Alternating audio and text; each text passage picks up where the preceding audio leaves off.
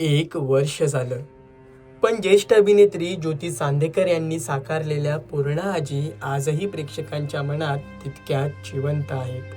ज्योती चांदेकर यांनी गेल्या वर्षी म्हणजे 16 ऑगस्ट 2025 रोजी जगाचा निरोप घेतला. ठरलं तर मग मालिकेतील त्यांच्या प्रेमळ आणि दमदार अभिनयाने त्यांनी प्रेक्षकांच्या मनात खास स्थान निर्माण केलं. आता त्यांच्या निधनाला 1 वर्ष पूर्ण झालं असून त्यांची लेक आणि प्रसिद्ध अभिनेत्री तेजस्विनी पंडितीने आईच्या आठवणीत सोशल मीडियावर एक भावूक पोस्ट शेअर केली. आईच्या आठवणींना उजाळा देताना तेजस्विनी नेमकं काय म्हणाली जाणून घेऊयात. प्रेक्षको, तेजस्विनी पंडितीने आई ज्योती चांदेकरांचा वाचन करतानाचा एक सुंदर फोटो इंस्टाग्राम स्टोरीवर शेअर केला आहे.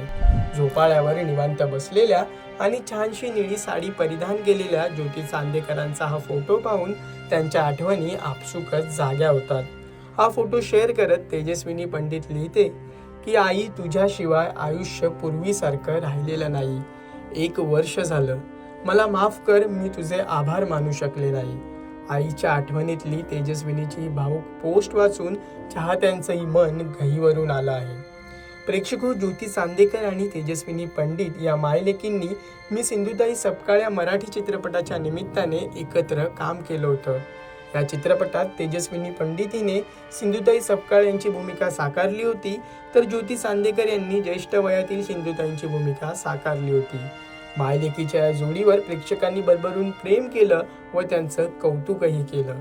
प्रेक्षको, ज्योती चांदेकर यांनी नाटक, मालिका, चित्रपट अशा तिन्ही क्षेत्रात त्यांच्या कामाचा ठसा उमटवलाय. मी सिंधुताई सपकाळ या चित्रपटासह ज्योती चांदेकर यांनी पाऊलवाट, ढोलकी, गुरु, तिचा उंबरठा, सांज पर्व अशा अनेक चित्रपटांमध्ये महत्त्वपूर्ण भूमिका साकारल्या आहेत. याशिवाय छोट्या पडद्यावरील तू सौभाग्यवती हो, ठरलं तर मग, छत्रीवाली अशा विविध मालिकांमध्ये त्यांनी साकारलेल्या महत्त्वपूर्ण भूमिका प्रेक्षकांच्या मनात घर करून गेल्या. दरम्यान ज्योती चांदेकर यांची लेक आणि प्रसिद्ध अभिनेत्री तेजस्विनी पंडित लोकमत फिल्मीच्या नो फिल्टर कार्यक्रमात सहभागी झाली होती.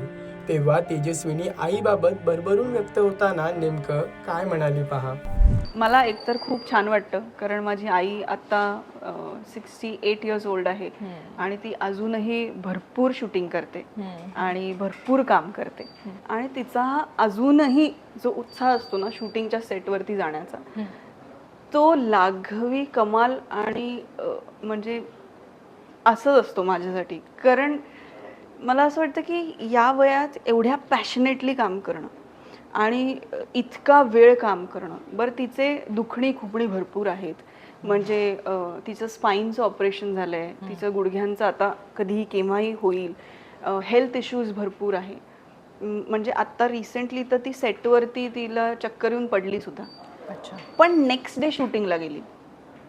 म्हणजे ही जी ताकद आहे ना तिच्या कलेमध्ये, तर ती मला खूप ऊर्जा देते. आणि तू जसं म्हणालीस तसं it was difficult for me या क्षेत्रामध्ये येताना, की ज्योती चांदेकरांची मुलगी म्हणून यायचं आहे. पण मी तिला तेव्हाच थांबवलं होतं की मला तुझी ओळख नको, मला तुला शिडी करायचं नाही, मला ज्योती चांदेकरांची मुलगी म्हणून अशी ओळखच नको आहे.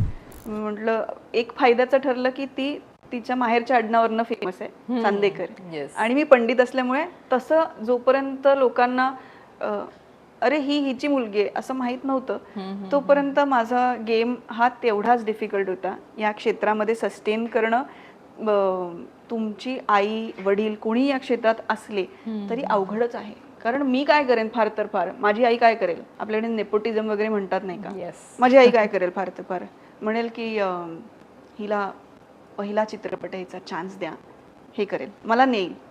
बरं, मी त्या चित्रपटातच घाण काम केलं तर पुढची कामं कशी मिळणार आहेत मला.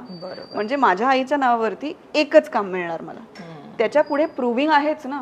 मी तिची कधी शिडी केली नाही, मी तिचा कधी वापर केला नाही तिच्या नावाचा. मी कोणाकडेच जाऊन स्वतःचं इंट्रोडक्शन, मी ज्योती चांदेकरांची मुलगी, मला काम हवंय, असं केलं नाही.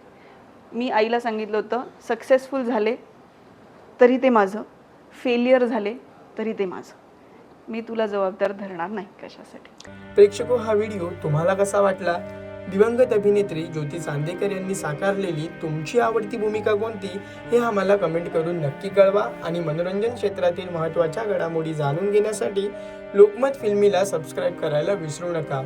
पाहत रहा लोकमत फिल्मी.